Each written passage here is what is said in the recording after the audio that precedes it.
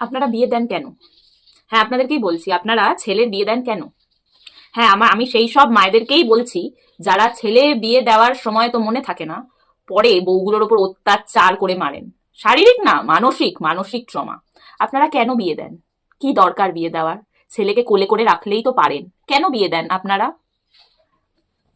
আগের দিনকে একটা ভিডিও দেখলাম, সেই ভিডিও দেখে তো আমি কাঁদবো না আমি হাসবো, আমি কি করবো আমি বুঝতে পারলাম না। দেখছি যে একটা ছেলে বিয়ে করতে যাচ্ছে, এবং ওই বিয়ে করতে যাওয়ার সময় একটা রিচুয়ালস থাকে, মায়ের কোলে বসতে হয়, তারপর বলে যে মা আমি তোমার জন্য বউ আনতে যাচ্ছি অ্যানল। হ্যাঁ, অনেকে দাসী আনতে যাচ্ছি বলে, যাই হোক। তো সেই ভিডিওটা দেখছি, সেখানে দেখছি ছেলেটার মা হাপুস নয়নে কাঁদছেন। ছেলেটার মা কাঁদছে।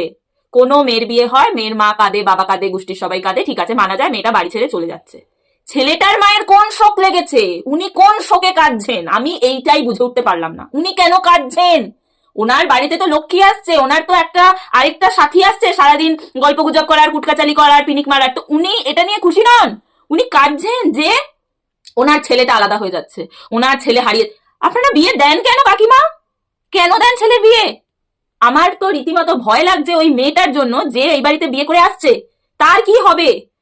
তার তো সে তো গেলই আমার যা মনে হয়। আর এই ছেলে কি করবে? মায়ের দিকে যাবে, বউয়ের দিকে যাবে, মায়ের দিকে যাবে, বউয়ের দিকে যাবে। এরা বিয়ে দেয় কেন? কেন দেন আপনারা বিয়ে? কি দরকার?